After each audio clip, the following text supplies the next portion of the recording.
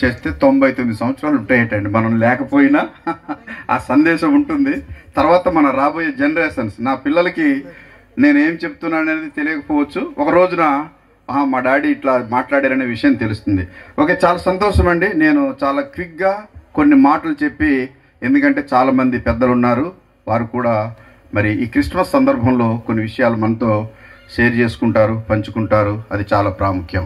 ఒక అద్భుతమైన అంశం ఏంటంటే దేవుడుగా ఈ లోకానికి రావటం. అదే అంటే అన్బిలీవబుల్, అంటే శరీర సంబంధంగా చూస్తే, మానవ జ్ఞానంతో ఆలోచిస్తే సాధ్యము కానటువంటిది అని మనం అర్థం చేసుకోవచ్చు.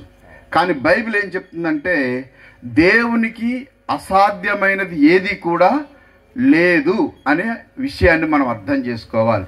ఎందుకంటే కన్యక గర్భవతి అయి కుమారుని కనటం అనేటటువంటిది ప్రపంచంలో ఒకసారి జరిగింది, ఇంకెప్పటికీ అది జరగదు. ఆ పరిస్థితి లేదు ఇక. అలాంటి ఒక సందర్భం గనక ఈరోజు మనం ఈ విషయాన్ని గురించి చర్చించుకోవాల్సి వస్తుంది. దాని గురించి మనం అధ్యయనం చేయవలసి వస్తుంది. ఒకసారి ప్రభువైన యేసుక్రీస్తు వారు ఈ లోకానికి రావటానికి ప్రాముఖ్యమైన కారణం ఏంటి, అసలు లోకం ఎలాగుంది, లోకం యొక్క పరిస్థితి ఎలాగుందో కొన్ని వచనాలు నేను మీకు చూపించడానికి ఇష్టపడుతున్నాను. ఒకసారి మనం 6వ అధ్యాయంలో 5వ వచనాన్ని చూసినట్లయితే అక్కడ దేవుని దృష్టికి లోకమంతా కూడా, నరులందరూ కూడా చెడిపోయారు అని రాయబడింది. అటు తర్వాత జలప్రళయం వచ్చింది. జలప్రళయం వచ్చిన తర్వాత నోవాహు సంతానాన్ని మాత్రమే దేవుడి భూమి మీద ఉంచాడు. తర్వాత నోవాహు ద్వారా మళ్ళీ సంతానం అభివృద్ధి చెందింది. అటు తర్వాత కూడా మనుషులు చెడిపోయారు. ఎలాగ భ్రష్టులైపోయారు, ఎలాగ ఉన్నారయ్యా అంటే దేవుని వాక్యంలో న్యాయాధిపతుల గ్రంథంలో 21వ అధ్యాయంలో 25వ వచనంలో చూస్తే, ఎవరికి ఇష్టం వచ్చిన త్రోవను వారు తొలగిరి అని రాయబడింది. అంటే ఎవరికి ఇష్టం వచ్చినట్లుగా వారు జీవిస్తున్నారు. ఇప్పుడు కూడా అదే జరుగుతుంది కదా. ఒక పెద్ద తగు ఏంటంటే భార్యాభర్తల మధ్య కూడా, వివాహం జరిగిన తర్వాత కూడా తగు ఏంటంటే నా టేస్ట్ వేరు, నీ టేస్ట్. మనం ఏం చెప్తాం, బైబిల్ ఏం చెప్తుందంటే వారు ఏక శరీరం అని చెప్తుంది. కానీ భార్య ఒక్కొక్క సబ్బు ఉంటుంది, భర్తకు ఒక సబ్బు ఉంటుంది, ఆవిడకు ఒక ఫేర్ అండ్ లెవెల్ ఉంటుంది, ఇతగాడికి ఒక ఫెయిర్ అండ్ హ్యాండ్సమ్ ఏదో, అన్ని టేస్ట్లు వేరు. అంటే ఎప్పుడు ఒక ఇద్దరు వ్యక్తులు ఒక్కరు కాలేరు. ఎవరి ఇష్టానుసారంగా వారు తొలగిపోయారు. ఇప్పుడు మానవుల యొక్క పరిస్థితి ఎలాగుంది, యెషయా గ్రంథం 53వ అధ్యాయం ఏం చెప్తుందంటే, మనమందరము గొర్రెల వలె త్రోవ తప్పిపోతిమి అని బైబిల్ తెలియజేస్తుంది. మనమందరం గొర్రెల వలె త్రోవ తప్పిపోయాం. ఇర్మియా గ్రంథం 2వ అధ్యాయం 32వ వచనంలో చూస్తే దేవుణ్ణి మర్చిపోయాం. అంటే సృష్టికర్త ఎవరో ఆ విషయాన్ని కూడా మనం మర్చిపోయాం. తల్లిదండ్రులనే మర్చిపోతున్నారు ఈరోజు. మర్చిపోవట్లేదండి, తల్లిదండ్రులనే విడిచిపెట్టేస్తున్నారు ఈరోజు. కొన్ని చోట్ల తల్లిదండ్రులు కూడా బిడ్డల్ని విడిచిపెట్టేస్తున్నారు ఈరోజు. కులం పేరుతో, కాని కులం వాడికి వివాహం చేసుకుందాను, ఎన్నో కారణాలతో తల్లిదండ్రులు కూడా బిడ్డల్ని విడిచిపెట్టేస్తున్నారు. మనిషి కూడా దేవుణ్ణి మర్చిపోయాడు. ఇంకేం జరిగింది, మనిషి యొక్క స్థితి ఎలాగుంది అని ఆలోచన చేస్తే చివరికి వ్యాధిగ్రస్తుడైపోయాడు. దేన్ని బట్టి? ఒకసారి మన యెషయా గ్రంథం 1వ అధ్యాయాన్ని మనం చూద్దాం. కొన్ని వచనాలు చూపించి మనిషి యొక్క స్థితి ఎలాగుందనేది బైబిల్ చాలా స్పష్టంగా తెలియజేస్తుందండి. ఆ మాటలు ఒకసారి మనం చదువుకుందాం. యెషయా గ్రంథం 1వ అధ్యాయంలో మనం చూసినట్లయితే 4వ వచనం నుంచి చదువుతున్నాను. పాపిష్టి జనము, దోషభరితమైన ప్రజలు, దుష్ట సంతానము, చెరుపు చేయు పిల్లలు, ఇంకా ఎలాగున్నారు, నిత్యము తిరుగుబాటు చేయువారు.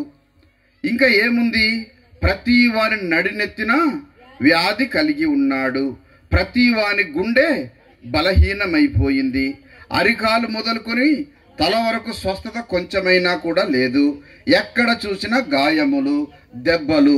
ఇది మనిషి యొక్క స్థితి. ఇంకా మనం కొంచెం ముందుకు వచ్చినట్లయితే 1వ అధ్యాయంలో 15వ వచనంలో చూస్తే వాని చేతులు రక్తముతో నిండి ఉన్నాయి.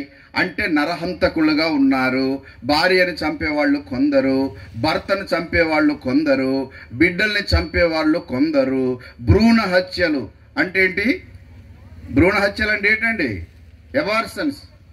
అంటే పిండంబుగా ఉన్నప్పుడే వారిని హతం చేయటం, ఇవన్నీ కూడా జరుగుతూ ఉన్నాయి. ఇంకా ఎలాగున్నారు మనుషులు అని ఆలోచన చేసినట్లయితే యెషయా గ్రంథం 5:20లో మేలు కీడని, కీడు మేలని తలంచే వాళ్ళు కూడా ఉన్నారు. అంటే మేలేమో కీడు అనుకుంటున్నారు, కీడు చేసి ఇదే మేలు అనుకుంటున్నారు. అంటే కొందరు ఏం చేస్తారంటే కీడు మేలు అంటే ఏటో, కీడు మేలని తలంచడం అంటే మీకు అర్థం అవడం కోసం చెప్తున్నాను. చాలాసార్లు ఒరే దారా సరదాగా షికారుకి వెళ్దామని తీసుకెళ్ళి అలవాటు లేనోడు కూడా బలవంతకరంగా మందు తాగించడం చేస్తుంటారు కొందరు. వీడు పాపం ఫ్రీగా వచ్చింది కదా అని ఆ రోజుకు తాగుతాడు, ఆ తర్వాత నుంచి వీడు దానికి బానిస అయిపోతాడు.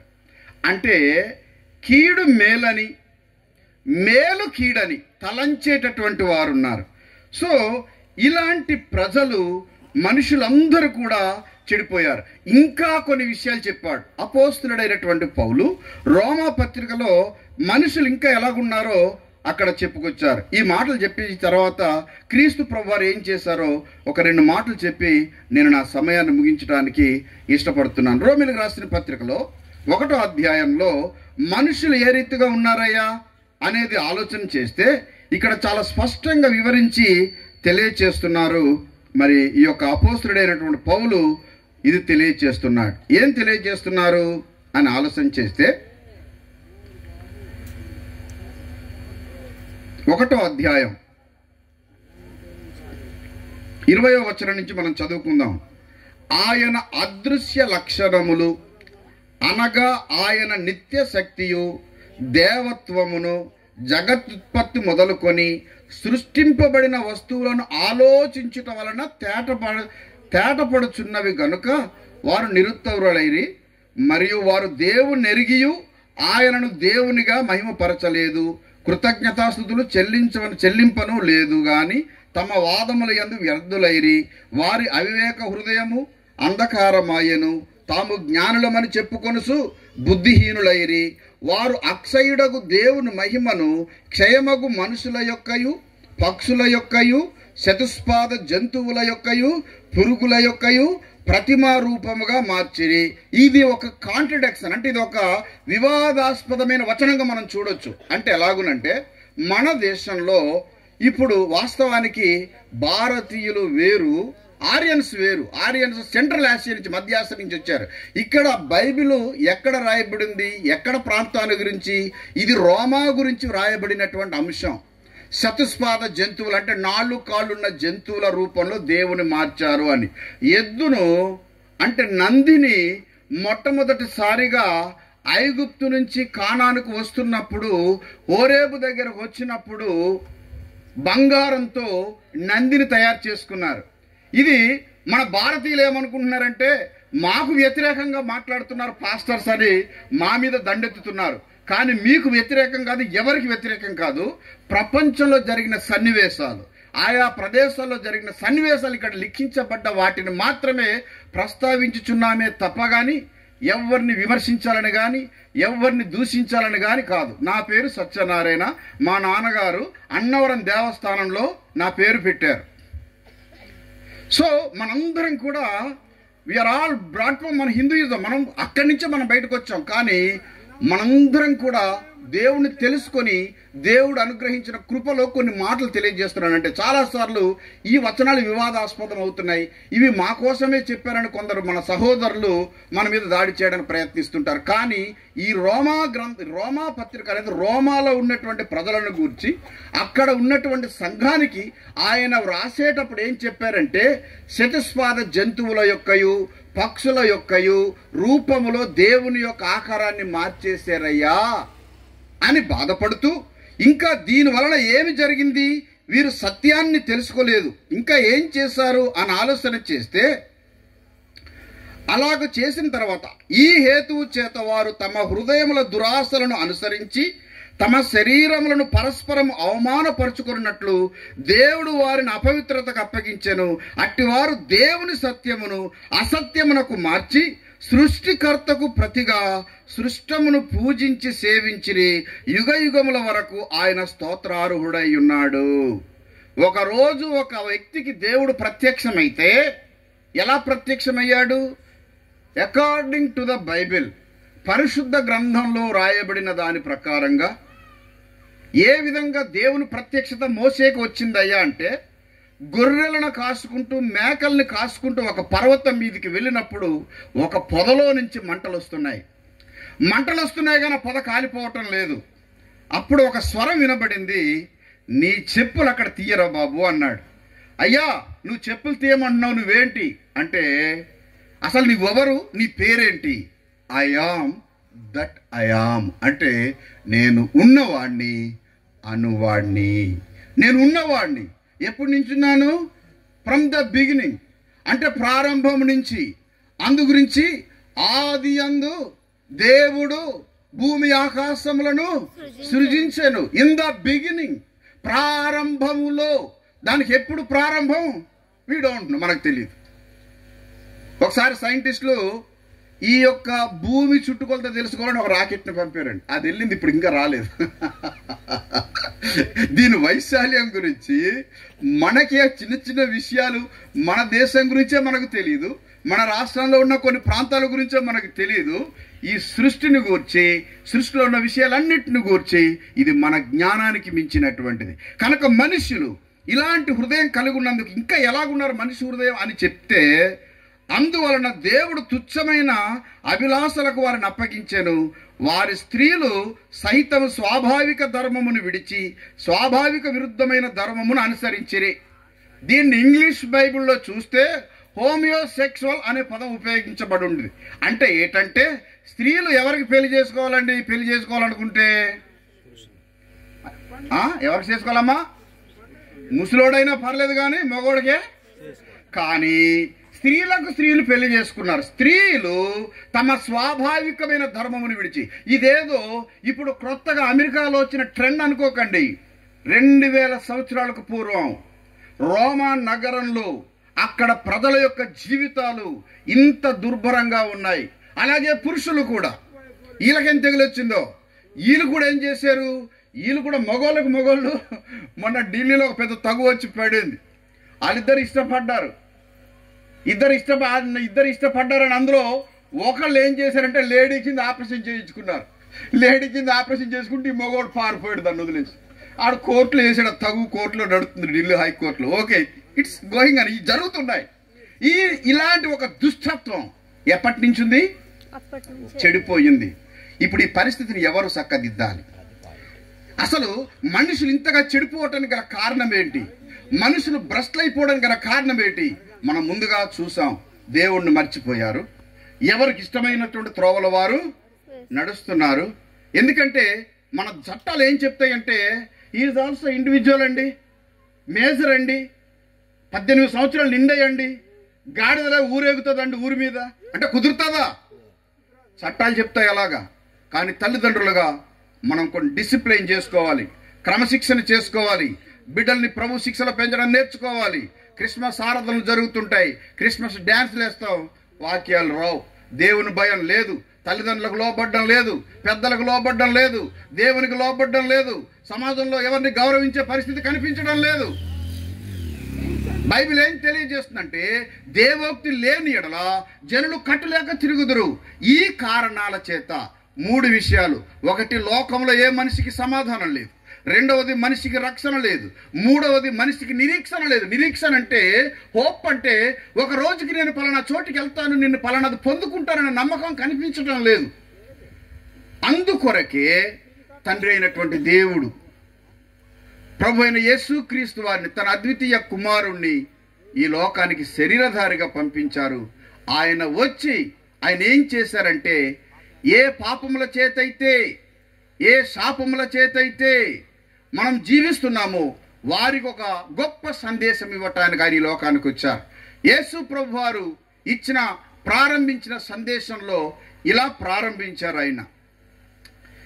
మన మార్క్స్ వార్త 1వ అధ్యాయంలో 15వ వచనంలో, కాలము సంపూర్ణమై ఉన్నది, దేవుని రాజ్యము సమీపించి ఉన్నది అని సువార్త ప్రారంభించారు. అలాగ ప్రారంభించి ప్రజలకు ఏమి బోధించారో మత్తయి శుభవార్త 5వ అధ్యాయంలో ఆయన చాలా స్పష్టంగా కొన్ని విషయాలు తెలియచేశారు. దేవుని రాజ్యం అంటే, దేవుని రాజ్యంలో ప్రజలు ఎలా జీవించాలి, అసలు మనుషులు ఎలా బ్రతకాలి, మనిషి ఎలాగ జీవిస్తే బాగుంటుందో కొన్ని విషయాలు ఆయన తెలియచేశారు. ఆ మాటలను ఒకసారి నేను చదువుతున్నాను. వీటన్నిటిని ఇప్పుడు మనం వివరించుకునేది కాదు, కానీ ఒకసారి చదువుతున్నాను, వాటిని మనం దృష్టిలో పెడదాం. మత్తయి శుభవార్త 5వ అధ్యాయం 1వ వచనం నుంచి. ఆయన ఆ సమూహములను చూచి కొండ ఎక్కి కూర్చుండగా ఆయన శిష్యులు ఆయన యొద్దకు వచ్చిరి. అప్పుడు ఆయన నోరు తెరచి ఇలాగు బోధింపసాగెను. ఏం బోధించారంటే, ఆత్మ విషయమై దీనులైన వారు ధన్యులు, పరలోక రాజ్యము. ఇంగ్లీష్ బైబిల్లో పూర్ ఇన్ స్పిరిట్ అంటే ఎవరు తగ్గించుకోవడానికి ఇష్టపడరండి. నువ్వు చెప్తే నాకేట్ లెక్క. ఒకసారి ఒక చిన్న మ్యాగజైన్లో చదువుతున్నప్పుడు విక్టోరియా మహారాణి గురించి ఒక చిన్న విట్నెస్ రాయబడి ఉంది. విక్టోరియా మహారాణి మరి బ్రిటన్ గొప్ప మరి స్థానంలో ఉంది కనుక ఒకరోజు భర్త బయటికి వెళ్ళి లేట్ నైట్ ఇంటికి వచ్చి తలుపు కొడుతున్నారు. తలుపు తీయటం లేదు. ఎందుకంటే ఏమెక్కేసింది బుర్రకి, బాగా ఏమెక్కింది.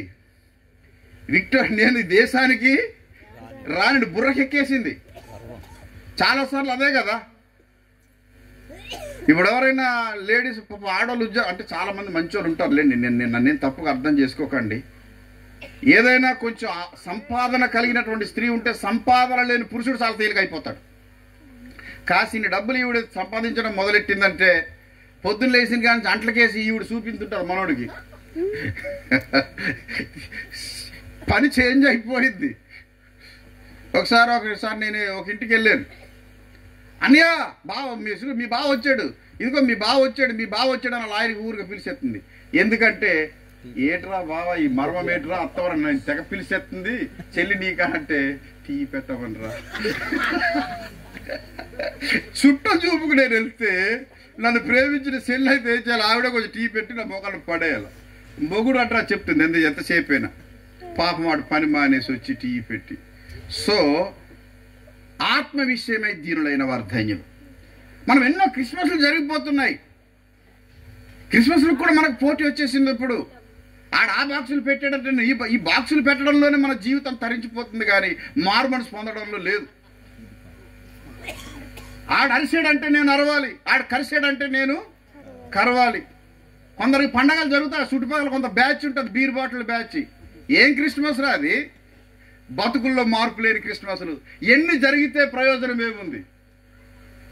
వేమన గారు చెప్తారు, తలలు బోడైనంత మాత్రం ప్రయోజనం కాదురా, తలంపులు బోడవాలి.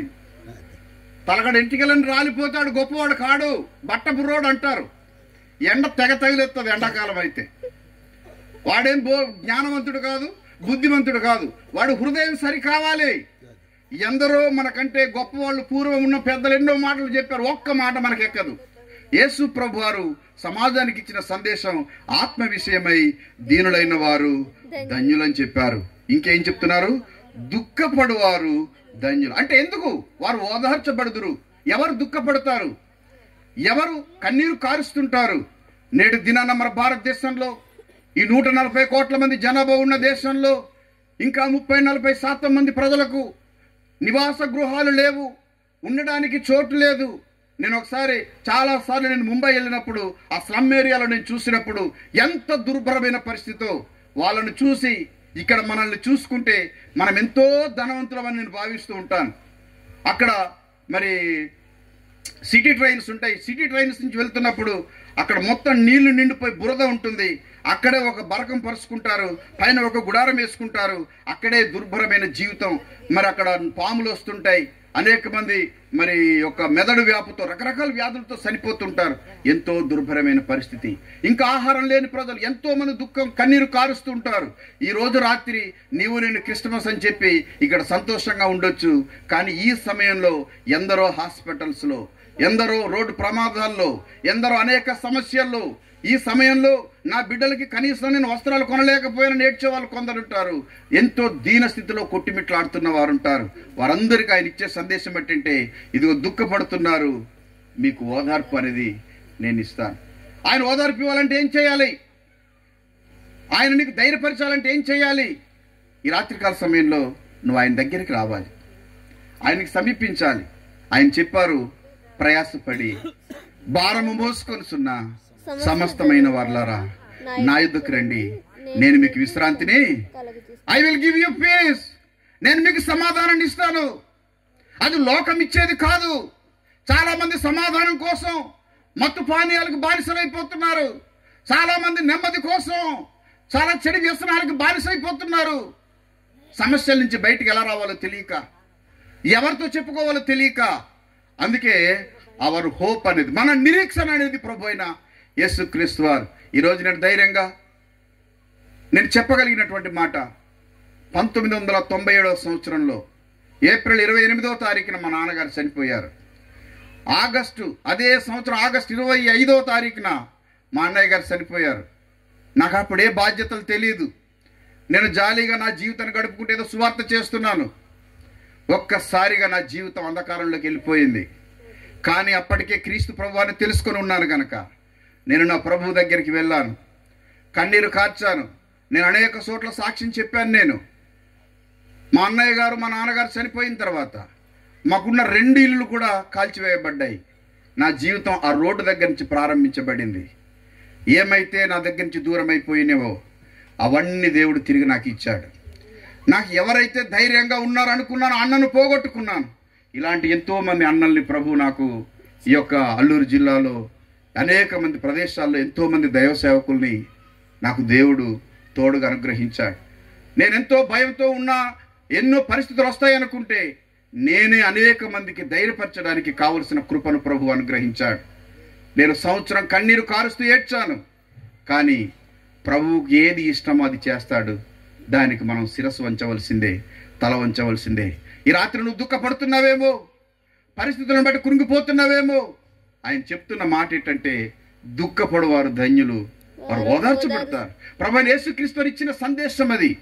అందు గురించి ఆయన ఏం చెప్తున్నారు?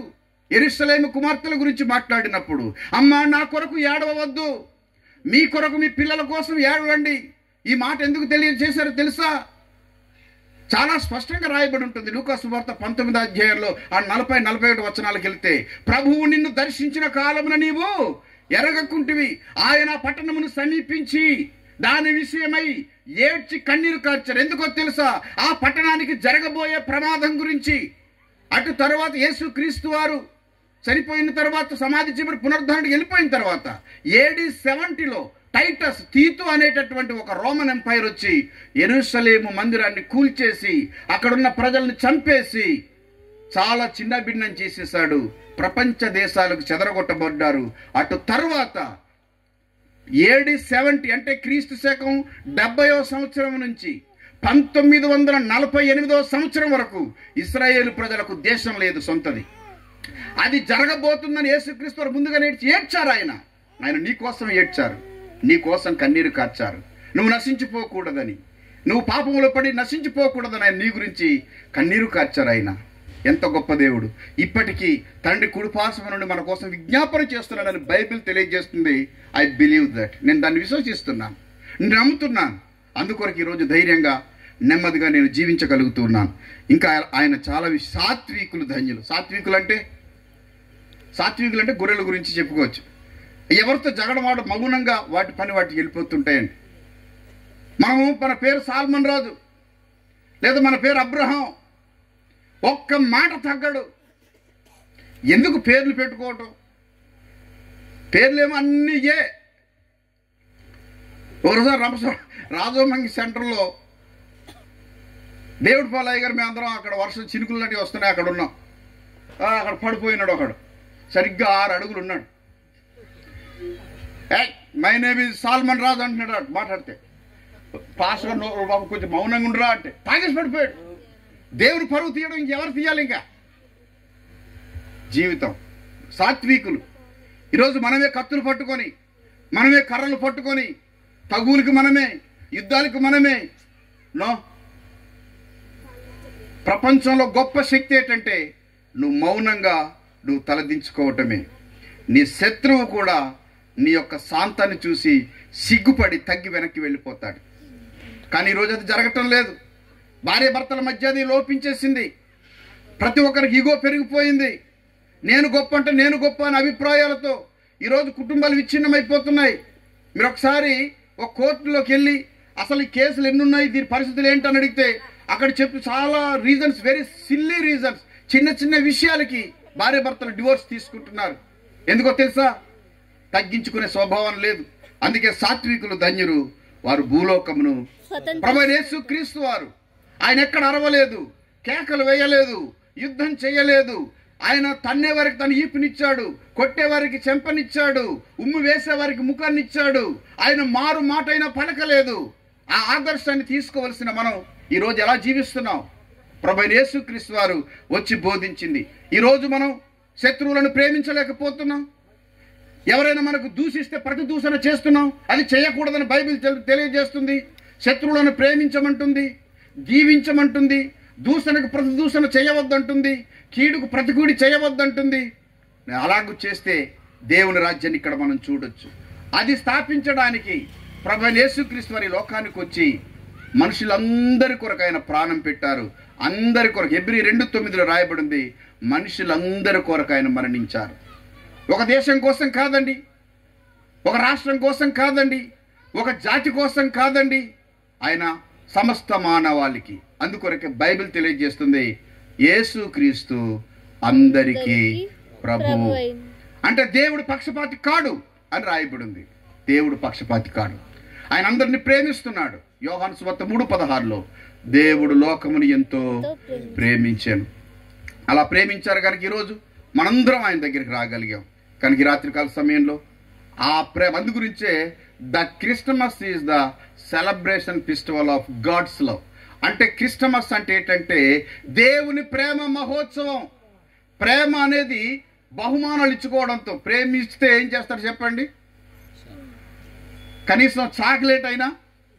అందుకే క్రిస్టమస్ గిఫ్ట్లు ఇచ్చుకోవటం ప్రేమ మహోత్సవం. ఇది శాంతి మహోత్సవం. ఇది ఒక పరిశుద్ధమైన మహోత్సవం, హోలీ మహోత్సవం ఇది. అందు గురించి ఈ రాత్రికాల సమయంలో క్రీస్తు ప్రభువారు ఈ భూమి మీద శాంతిని స్థాపించటానికి, ఈ భూమి మీద ప్రతి వారి పాపములు తీసివేయటానికి, అందు గురించి ఆయన చివరగా ఆయన ఏం చెప్తున్నారంటే యేసు రక్తము ప్రతి పాపము నుండి. ఇప్పుడు ఎవరైతే మనం చదివిన పాపులు ఎలాంటి కేటగిరీస్ ఉన్నాయో, నీవెంత ఘోర పాపివైనా సరే యేసు రక్తము ప్రతి పాపము నుండి మనలను పవిత్రము. ఈ రాత్రికాల సమయంలో అలా విశ్వసించి అంగీకరించాం.